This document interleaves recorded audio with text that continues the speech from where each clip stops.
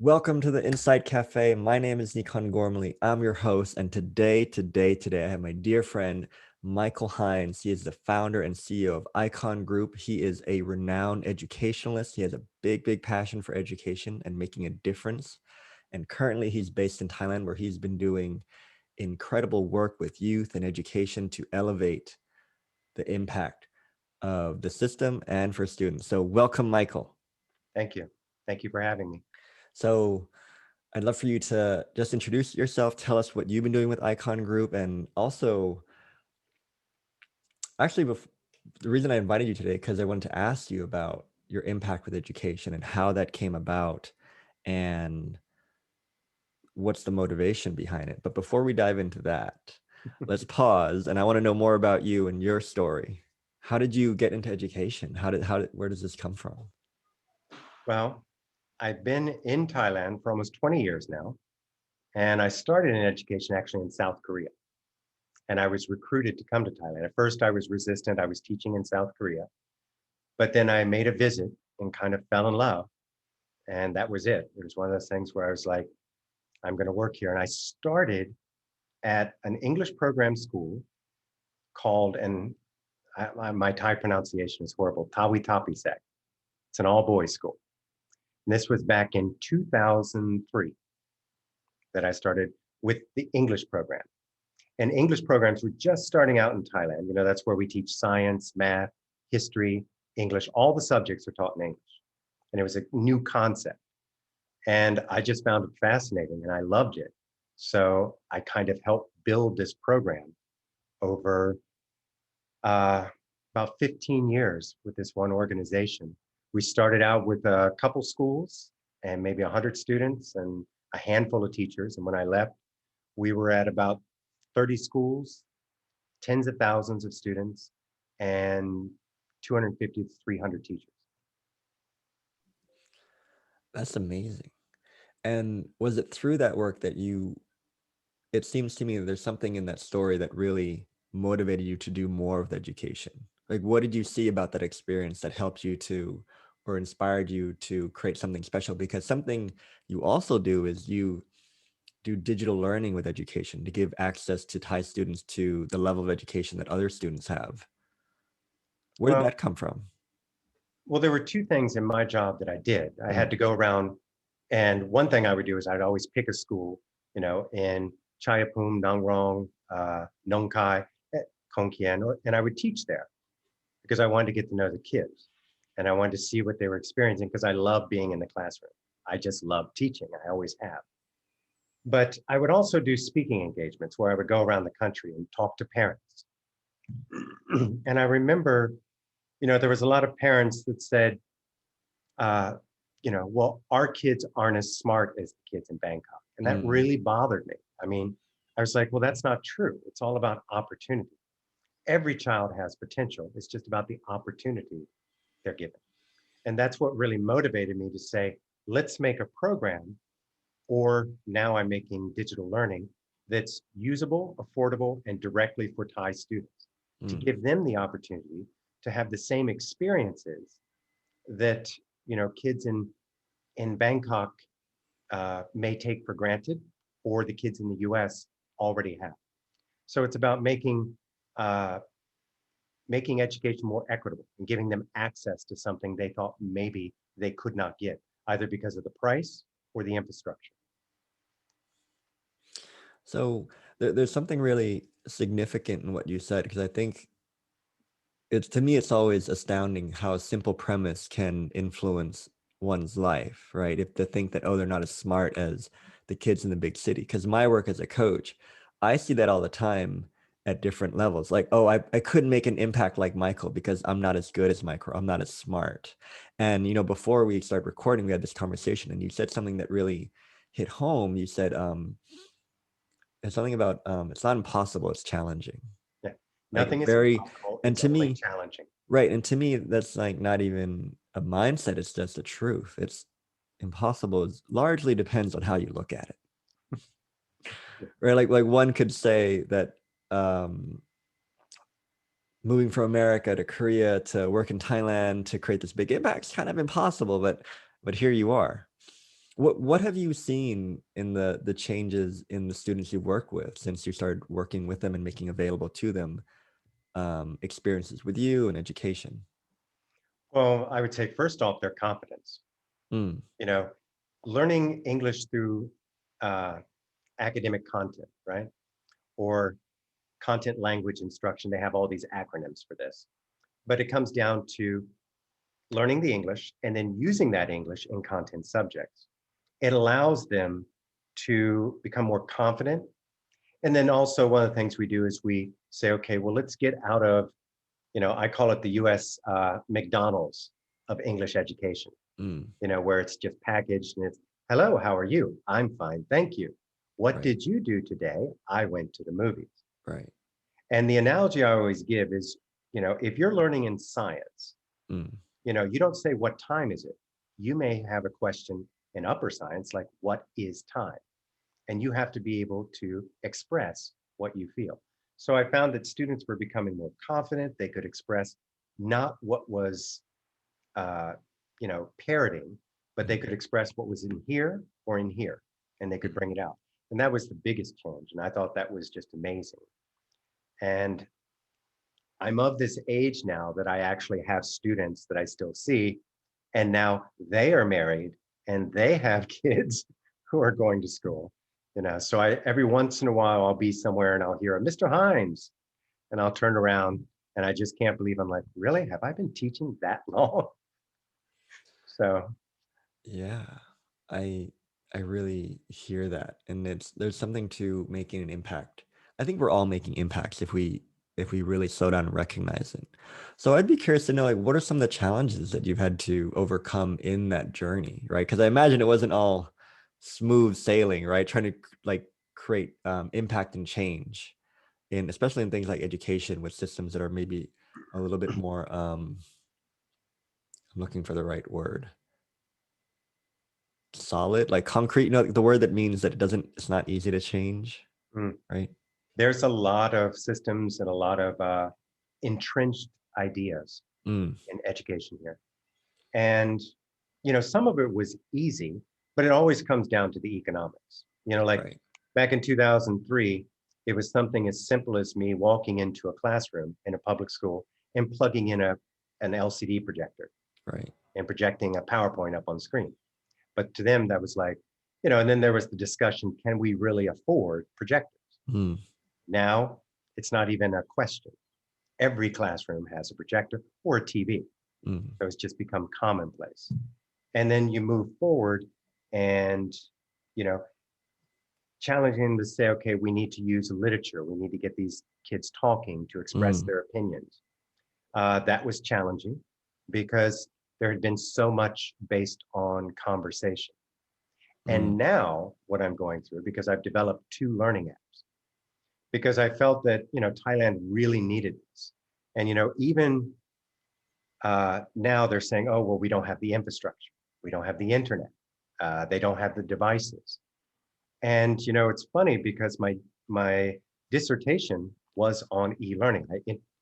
We did interviews with 1,500 students in questionnaires throughout Thailand in 11 different provinces. And for example, access to the internet outside of school, 98.9% of students have access to the internet. mm, 99% of the students have access to a phone. mm, So it's really changed, but there's this mindset that they don't. And I recently read in the news that Thailand, I think, is in the top 3 in the world for internet connectivity. mm, Now, I mean, so they have come leaps and bounds, but you've got to get them to understand that it has changed and that there is a right. way that you can do a little bit of hybrid learning and blended learning to help the students. I wonder if that's you can probably help me with the name. That's affected kind of students all around the world, right? Like when I went to school, getting a tutor was kind of a big deal, but now I can go on YouTube and there's a gentleman I think from India who made the world's largest free No, no, he's from America. he's from America, right? Yeah, Khan And Academy. right, Khan Academy. Yes. Right. And of course it's in English, right? And that's what I see. To me, that's kind of one of the obstacles is for Thai students, it's no longer accessing the information, it's learning the language so they can access that information? Well, what we're doing is we're also developing mirrors, Mm, all the content in English and the same content in Thai. right. So we want to do that because I don't think there's been a lot of focus on Thai content, and I think there should be. Mm, And also, Khan Academy, he was very lucky. I mean, he had a wonderful angel in Bill Gates to finance him because that's how he became popular. Bill Gates's kids actually you. use his videos for tutoring. Uh, but I love the way how that happens too, right? Like I don't think he strategized that. And actually that's what I see in you. I don't think Thailand strategized how do we get Michael Hines to make an impact here. It's life brought you here to make an impact in a sense. That's what I'm seeing. well, thank you. Um, yes, kind of. And like I said, it's not impossible, but it's challenging. It has been challenging, especially developing the content. Because, like you talked about Khan Academy, right? Mm, Khan Academy is for American kids.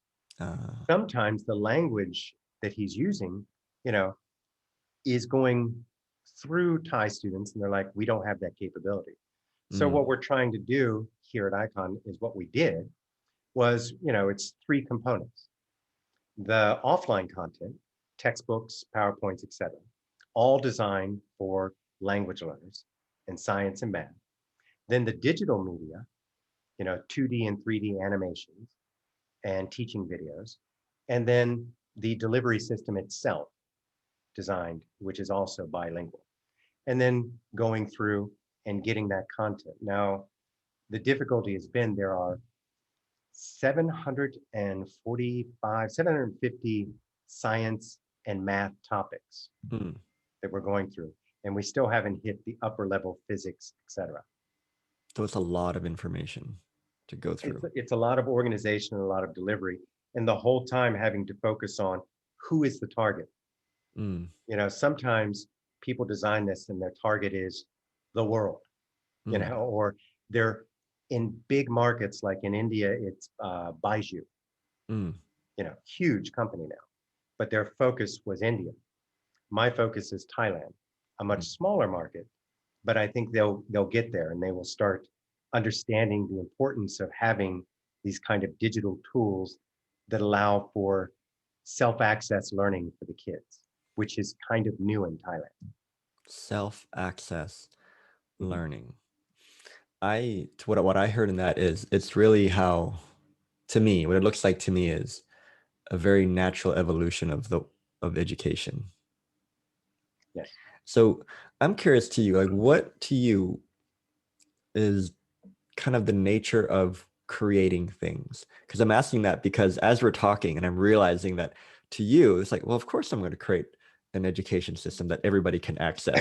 And other people will be like, like that seems so foreign to me. I want to make an impact, but I don't know how. And I think especially for maybe people watching this who are like CEOs or C-suite or business owners who want to make that impact, but they might be stuck and they don't know how to start. So I'd love for you to share about that to you. Like, what does creating an impact look like to you? What does that process look like to you? Finding out what they need and not trying to change the system too much. As you said, there's a lot of ingrained systems Mm, in education. So you're not there to kind of, um, what's the term they use to, like disrupt. be the disruptor, to Love blow it all up. in my world, we call it loving disruption, Yeah. which kind of means you're like the loving, whatever I can say. Yeah, it's my podcast, like the loving asshole. Like I'm loving. I'm like, it's my like, wait, like, oh, it's my podcast. It's like I'm that person, but I'm doing. It's coming from love, and I Yeah. really believe that. And okay, that's cool. What I'm seeing now is, But I've learned in Thai culture, they don't really want you to be, the massive disruptor to go in and say, right, this is all wrong. We're going to right, change everything. So you've and got yeah, to learn what it is they need and work with what they want and what they need. right, Like a river, you flow with it. and well, actually, we can talk. This is cool. When we can talk about it, because rivers in their nature are disruptive too. When the But water levels, slowly, pardon, slowly over time, they slowly over time, but they do disrupt. But actually, sometimes quick when it floods and the river rises, and so what I'm seeing fresh is Okay, I think there's a premise around innovation and impact that it looks pretty and it's cool. But the very nature of innovation and impact is change, and change isn't always doesn't always come with a bow on it. And I think what I'm seeing fresh now is I think that might put people off because they think it needs to come with a bow, right? It needs to look pretty, but innovation is oftentimes. Well, then what you do is like, using that same analogy as the river, it's slow Mm, change, but then there's something catastrophic that happens that causes the river to drastically change. In education, it was COVID. mm, So there was much more mindset towards this.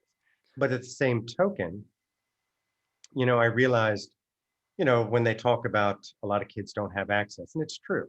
There's a lot of things about the digital divide and also what they call digital equity that you mm, have to take into consideration. So rather than, be the major disruptor or the other words you use and say, no, no, no, it can happen. You can do it. We said, well, how can we help them transition? So that's why we took the time to make textbooks for the digital content, which is rather different. You're either a publisher or your digital content. mm. Very rarely, unless you're the big players like McGraw-Hill, very rarely will you put the two together. And that's what we try to do. For example, 𝗏𝗏, Khan Academy, they don't have offline. They don't provide PowerPoints and textbooks and worksheets and practice sheets. Right. So we kind of did that specifically to kind of bridge and make that transition a little bit easier. I'd love for you to speak to digital divide and digital equity because I don't know what that means Well, the digital divide is basically the haves and have-nots. with digital. Yeah. Okay. And that has a lot to do with, access Hmm. and, the content itself. When we talk about access, do they have the internet? Do they have a device?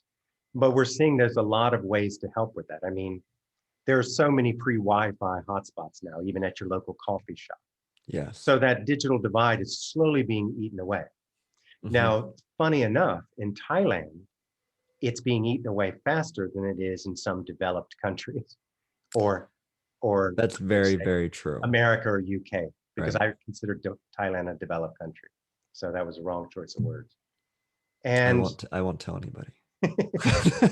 so, I mean, the digital divide is just simply the haves and have not. Now, digital equity or fairness talks about, can everyone use the system? Have Mm, they, have they been trained to use it? Do they know how to use it? Are they being supported to use it? And it may be uh, anything from a physical handicap to, there's a lot of anxiety uh, transitioning to online learning. And the example I'll give you is right before we started recording this, I was like, oh, is my lighting okay? How do I look? There's a lot of emotional, mental, and physical blocks to being able to do this. We want to turn our camera off. We don't want to hear our voice, and we get very anxious. right. So it impacts our ability to participate. And actually, what I'm seeing now for me, well, I can share. I went to go do workshop and speaking at a school way past 𝗂𝗶𝗰𝗵𝗲𝗀, 𝗂𝗁, right? Mhm. And um, what I saw for myself was because the kids all have phones, they have access, right? So they're being impacted with a lot of inspiration of like, oh, I could be this, I could have this. And what I found is they're putting so much pressure on themselves to do that tomorrow. And they asked me like what would be helpful? And I said to them, don't focus so much on your goals. And everybody did like a double take, like, what do you mean? Like nobody says that. I'm like, well, because I realized that like, what you want today at 16 will probably be very different what you want at 18 and 20. So what I'd love for you to give to you is to really enjoy being 16 and really enjoy learning and seeing. Micro goals. Yeah, micro goals, or even the micro goal is to enjoy being 16 and enjoy learning because that will take you where you want to go. And so I think to what I'm hearing now too is there are a lot of invisible emotional and mindset blocks being built in or they don't know it. Or cultural. Oh, cultural, right? Because now because the digital divide and digital divide is lessening, there's a lot more consumption of information. Mm. Well, I mean, and we also talked about that like culturally, you and I talked about that. Mm, Online learning culturally has been looked down upon as lesser than in-person learning. And what I'm trying to get people to understand is there's a way to join the two, mm, to make it hybrid, to not, and to provide teachers with the tools so they're not becoming digital content experts. They're being provided everything. So then when we talk about the flipped classroom, so they're spending their time in class helping the students and doing projects and activities rather than going through the basics, of saying, okay, these are the steps to the distributed property. Instead, they're helping individual students, helping the ones that are at risk. But when mm. you talked about goals, I always tell them set micro goals. Yeah. My prime example is, I'll look at people and I'll say, wow, I want to look like that. I want to go to the gym. I'm going to look like that. I'm going to have a six pack. Never happens. So So with set my a work, micro goal up. yeah, I'm at least going to get on my treadmill sitting yeah. over here at least once every day. So with my work, I realized that most people don't really know what they want, and they don't really know what the problem is. And so there's a big difference between this is what I see too, the people who really excel, especially in learning and creating an impact. It's the come from. And I did this in another podcast too with a friend. It's I want to look good because that person looks good versus actually I really want to be healthy. Mm. Very different experience of becoming healthy. Because if you're trying to look good because that person looks good, there's a different feeling to it. I always say it's for my health, but in Yeah. reality, it's It's because reality. it's because swimsuit season is coming up, Yeah, and I'm thinking, swimsuit season. So I'd be curious to ask you about, so to me, the nature of impact with you, it seems to me just seeing a very obvious problem and just taking a swing at it. well, and also, like the article I showed you, it's always been make a difference. You What is making a difference to you? know, well, making a difference means, I used to tell people that education can be fun, right? Mm, But it's not entertainment. They are there to learn. mm, And while it may be nice, and they'll go through the motions and the parents will be happy, the kids are singing, but then when it comes time to get into university or take that test and the child cannot perform, that's the major problem. mm, So while it's okay to be fun, your main job is to make sure they grow and they learn. mm, And that's very challenging. And that's what I mean by make a difference. Inspire them to be better, mm. inspire them that they can do it. And, like you said, they have all these wonderful goals. That's great. And what I'm going to help you do is realize your goal now. And your goal now is to get the foundations for your growth. So to me, what I'm hearing is a higher quality of life, essentially. Yes. Because, there's a lot of students that go through the education system. And in the end, what have they gained? Mm, So many of them have been let down. So when I say make a difference, I want them to succeed. I want them to be able to say, if they say, I want to be a coach, a life coach, right. I want to be a doctor, Mm, I want to be an astronaut. That's great. So let's help you build towards that foundation. Let's help you get the education that you need. So no matter what you want to do, you are able to succeed because there are people that are getting every opportunity to do mm, that, and they are succeeding. And there are a large group of students that are feeling left out, mm, like they are not getting this opportunity. So that goal that you talk about, mm. they kind of look at it and say, well, that's not challenging.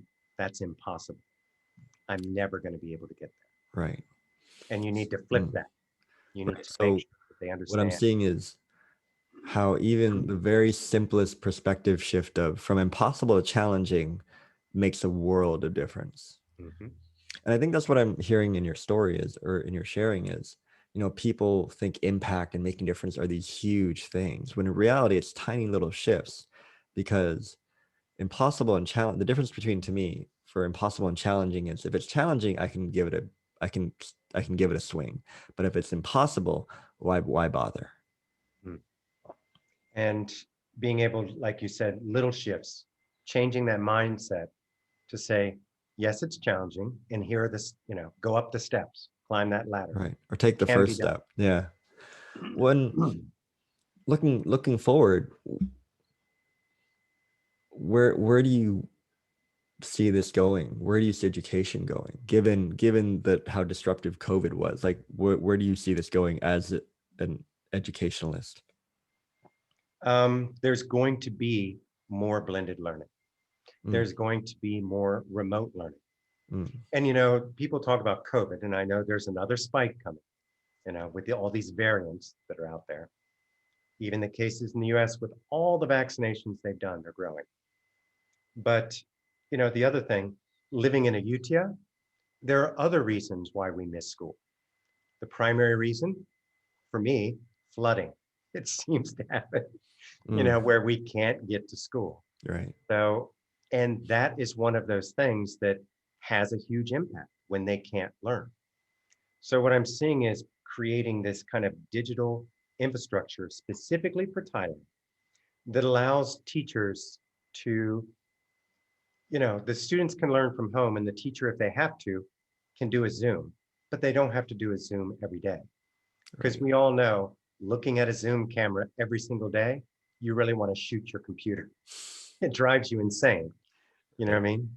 So being able to say, here's everything you need, so you're not going to fall behind. Mm, And then I am here for coaching and support. So I right. think you're going to see that transition and acceptance in education over the next couple of years, where they understand that this is a valuable tool, not just during times of emergency, but also for students or teachers whose number one complaint is, I don't have enough time. There's so much that must be done and so much that must be learned. And Right. I'm only given a finite amount of time with my students. So how can I help everyone? Mm, Like technology allows for, and our apps allows for what's something called My Journey. hmm Now, My Journey is for at-risk students. So for example, we have a heat map of every child in the class, and it's by progress or by post-test, because all of our children for every topic do a pre and post-test. And so they get this heat graph where it goes from red to green, hmm how the children are performing. And then the AI will recommend topics to help them go back and relearn something they may not have mm, remembered. Maybe it's adding unlike fractions, but they're already in the algebra stage. right. But it's obvious from the teacher that they're having a problem with this. So technology allows that teacher to then give them some lessons and then come back and coach them a little bit after they've done a little bit of self-access, a little bit of self-help. And it allows the student to feel more comfortable and not feel ostracized or embarrassed because there's something they don't know. What I'm hearing that is you're actually making the work of the teachers easier. You're making everybody's job easier, the student and the teacher. So And that's what it's technology is supposed to do. right, right. So on the outside, it might look disruptive, but at the core of it, it's making our lives easier. Mhm. Mm, okay. In a nutshell, that's what it's supposed to do. What it's supposed to do. But a lot of the e-learning out there is not designed specifically to blend perfectly inside and outside the classroom. You know what I mean? That it's the teacher does what they do, hmm and then the e-learning does what it does, hmm and the two do not meet. Speak And more to then, that. Yeah. What do you mean they don't meet? well, the curriculum, the content. So the teacher has a textbook. Right. They still use textbooks, even if it's an ebook. And they're teaching that, and they have a curriculum. And the content doesn't exactly mirror what the teacher is. So for example, Mm, what we've done is we've developed the 3D, we call them explainer videos, right? right. And it's kind of the concept of cells, et cetera, and it's very visual. But then we also have the teaching video, which is an animated character. Mm, And he's literally going through and teaching the textbook, just like a teacher would teach in the classroom. Right. So the teacher is then able to say, I see that you're having a huge problem with the distributive property. Right. I keep going back to that, or the Pythagorean theorem. Mm-hmm. So I'm going to focus on that in class. And here's what I want you to do. I want you to take these 2 lessons online and finish them. Mm. And I'll analyze your pre and post test. And then I will teach what we think we need to fill in. So now she's just bought herself some extra time in the classroom to help what they really need help with. Oh, that's hugely helpful. I remember being in college and I went to a statistics class, and completely not getting it at all. I ended up just looking at my friends' test sheets, and I realized there was really You looked at your friend's test sheets. for studying to like, and the support was go to support lab, and that was as far And as sometimes it doesn't connect with what the teacher is doing in the class. right, because the support lab people weren't in class and they weren't there to pinpoint when my disconnect happened, and it was very much well, it's your fault that you don't get it, get better.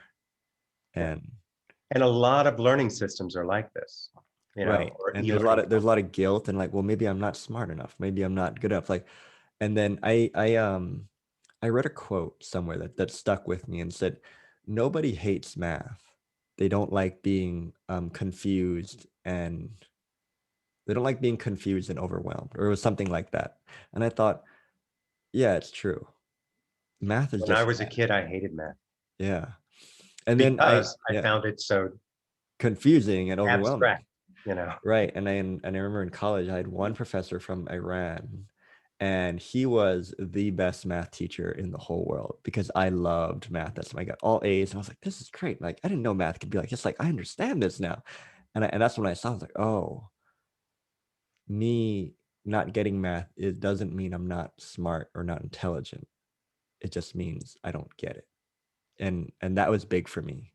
But Because imagine if you were that kid way Mhm. back. I mean, because back then we didn't have internet and computers. We had Right. typing class. But imagine if you were a kid Mm. and you felt that confusion.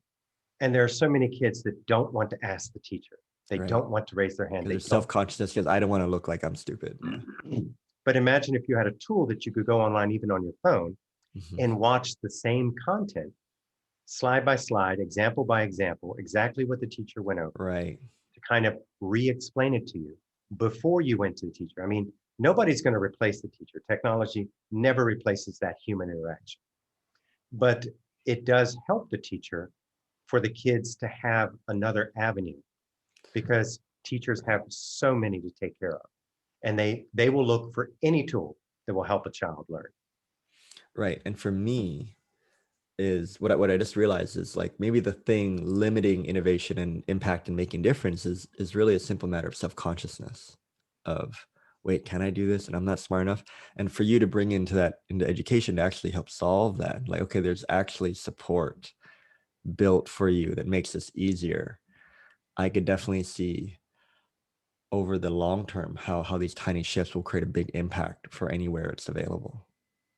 And a lot of schools now are starting to get, I mean, a lot of them are using Google Classroom, but Mm. I'm not a big fan of Google Classroom. So Why? I just don't think it's a good system. I mean, it does what it needs to do. When I say it's not a good system, for me personally, Mm. I have a hard time believing that out of the kindness of their heart, Google's just giving it all away. They're getting something from this, and most of it is data. Okay. And I'm a big privacy person, so I don't like them to Mm. collect through all these additional services, YouTube, Mm. Gmail, etc. They know everything my email says. They know every website I go to. Between Right. Chrome, YouTube, and Gmail, I feel like they're mapping my whole life. Now, imagine if they had done this to me since I was 12 years old. Right. God help me. What they would have. So I want to respect your time. And I'd love for you to share with us, like, where, if we're interested to collaborate with you, or what kind of areas you're looking to collaborate on, where can we find you? Where can we find out more about Icon Group Thailand? You can go to our website. You Mhm. can always contact me. I'm on LinkedIn. I'm on Facebook, or you can just email from the website. And what I'd like to do is my focus now, aside from the content development and getting all this stuff done, is to be able to just explain to students why we have to start learning to accept virtual learning. You know what I mean? That it is, that speech that I was going to give was virtual learning, the new normal. Right. It is the new normal. It is here to stay. What we need to do is make sure that we adapt it to where it's most beneficial in helping us and most beneficial to the other stakeholders, like the teachers. Right. Okay. So thank you. And then lastly, I'd like for you to share, if you could give a gift to students, what would that gift be from you to them? The joy of reading. Tell me more. I read every single night, ever since I was a child. I cannot get to sleep unless I pick up a book. Now, I mean, today it's my iPad, or my Kindle. Right. But there's nothing better than reading to stimulate your curiosity, to improve your vocabulary, and just to learn new things. I mean, I would say reading will help that curiosity, and don't be afraid to just pick a topic and say, gee, I want to learn more about this. And then, yeah, I love how at the very core of your gift is a joy of learning. And to me, that's made the biggest difference in my life, is just to know that I don't know something, I can go read about it. Yep. And you don't have to watch the video. You can watch a video, but I prefer reading. I think it's a wonderful thing because it builds your imagination. Like Lord of the Rings. Right. My favorite book as a child. And that's why so many people loved Peter Jackson when he did that movie, because our minds had created these characters. Right. Because we only had the book. And he did that perfectly. So it was, a lot of times when you get these movies, people see it and they're like, well, that's not what I pictured this person looking like. That's wonderful. So I want to thank you for being on this podcast and sharing your insights and experiences and stories. And I want to say thank you for your service, because to me, making a difference and making impact is very much at the heart of it about service, about wanting to elevate the next generation. Or the word that was coming to mind was elevate the normal. You know what I mean? Elevate the standard of what we're used to in education. And I love this phrase of the rising tide raises all boats, right? The better education is, the more capable our workforce is, the more aware our population is, and they'll let's do better things. Yeah. So thank you for your service. More confidence and more ability in their own expectation. All right. So if you're watching this podcast, keep an eye out for my dear friend, Michael. And if you're interested in making an impact in education, please contact Michael. He's your man. Thank you. All right. It's been a pleasure. What do you have?